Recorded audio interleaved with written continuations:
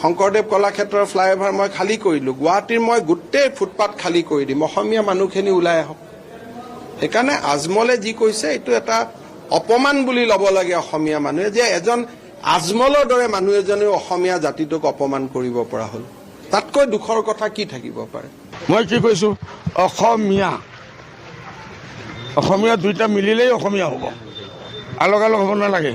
মিয়া আৰু এটা দুইটা মিলিলে দুইটা ভাতৃত্ব বাঢ়িব। মইতো ভাতৃত্ব বাঢ়াৰ চেষ্টা কৰি আছোঁ। চিফ মিনিষ্টাৰ হিচাপে এইটোৰ বাটাবাটিৰ চেষ্টা কৰি আছে। যদি কোনো ঘটনা এইটোৰ ওপৰত হয়, চিফ মিনিষ্টাৰ 100% দায়ী হ'ব। এই চব্জি তব্জি কোনো মিয়া মানুহে ভৰা হোৱা নাই। আৰু যিটো কৈছে আমিতো ৱেলকাম কৰিছোঁ, অসমীয়া ল'ৰাবিলাকে এইটো কামত আহক, খেতি কৰক। কৰিব নেকি জানো, মতো নালাগে কৰিব, বহুত কষ্ট কৰিব লাগিব। আৰু গুৱাহাটীত চাফাই কৰি দিব আমাৰ মিয়া মানুহবিলাকক, মছলা চব্জি তব্জি বিক্ৰী কৰি